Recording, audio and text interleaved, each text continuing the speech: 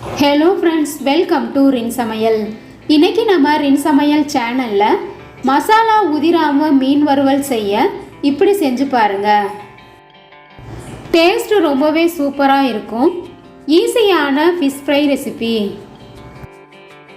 rinsamayal சேனலை subscribe பண்ணிக்கோங்க.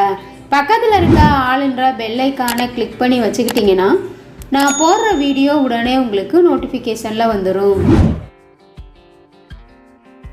கெண்டை மீன் வறுவல் செய்கிறதுக்காக நான் 1 கிலோ அளவு மீன் வாங்கியிருக்கேன்.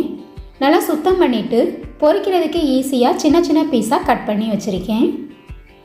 தண்ணி ஊற்றி நல்லா சுத்தமாக கழுவி எடுத்துக்கணும். கழுவும் போது மீனோட வயிற்று பகுதிக்குள்ளெல்லாம் நல்லா சுத்தமாக கழுவிடணும். இப்போ பாருங்கள், இந்த மாதிரி லைட்டாக கருப்பாக இருக்க மாதிரி இருக்குது. இதை எல்லாத்தையும் நல்லா சுரண்டி கழுவிடணும்.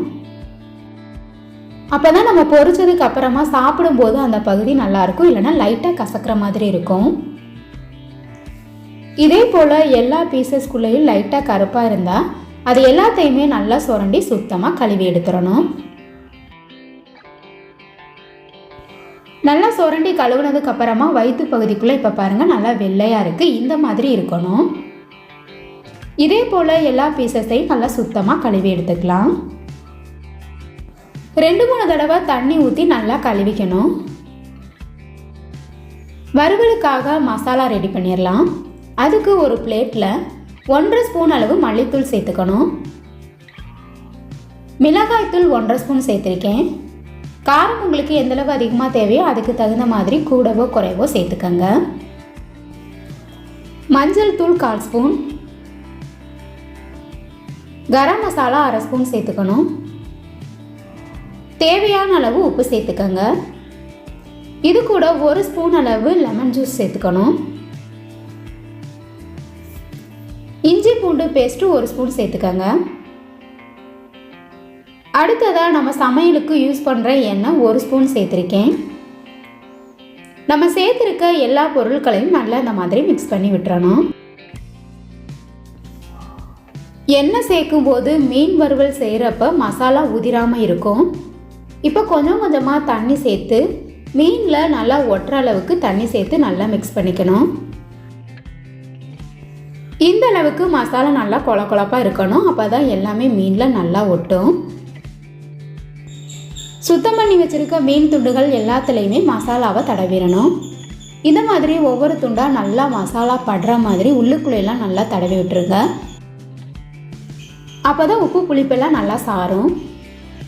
நான் எடுத்திருந்த மசாலா நான் வாங்கியிருக்க மீனுக்கு கரெக்டாக இருந்தது. இதே போல் எல்லா பீசஸ்லையும் நல்லா மசாலாவை தடவிடணும்.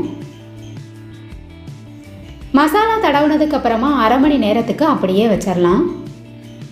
அப்படி இல்லைன்னா ஃபேன் காற்றுல வச்சாலும் சீக்கிரமாகவே காஞ்சிரும். அதுக்கப்புறமா நம்ம பொரிக்கலாம். 1/2 மணி நேரமாக நல்லா மீன் காஞ்சிருச்சு. இப்போ பொரிச்சிடலாம். பொரிக்கிறதுக்கு நான் இன்றைக்கி தோசைக்கல்ல தான் பொரிக்க போகிறேன். டீப் ஃப்ரை பண்ணல, சாலோ ஃப்ரை தான் பண்ணுறேன். தேவையான அளவு எண்ணெய் சேர்த்துக்கணும். எண்ணெய் நல்லா காஞ்சதுக்கு அப்புறமா ரெடி பண்ணி வச்சுருக்க மீன் துண்டுகளை ஒவ்வொன்றா எடுத்து எண்ணெயில் போட்டுறணும். நான் 3 பீஸாக தான் பொரிச்செடுக்க போகிறேன். இப்போ இந்த மாதிரி எண்ணெயில் போட்டதுக்கப்புறமா ஒரு பக்கம் லைட்டாக வெந்ததுக்கப்புறமா அடுத்த பக்கத்தில் திருப்பி விட்டுறணும். 20-30 செகண்ட்லேயே மீன் ஒரு பக்கம் நல்லா வெந்துடும். எல்லா பீசஸையும் அப்பப்போ நல்லா இந்த மாதிரி எல்லா பக்கத்தையும் திருப்பி விட்டு வேக வச்சு எடுத்துக்கணும். எல்லா பக்கமும் இந்த மாதிரி கலர் மாறினதுக்கப்புறமா வெளியில் எடுத்துடலாம்.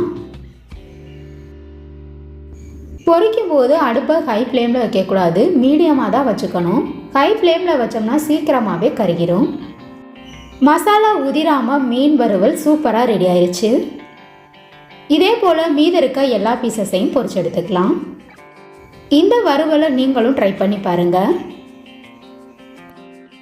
சாம்பார் சாதம், ரசம் சாதத்தோடு வச்சு சாப்பிட்றதுக்கு ரொம்பவே சூப்பராக இருக்கும்.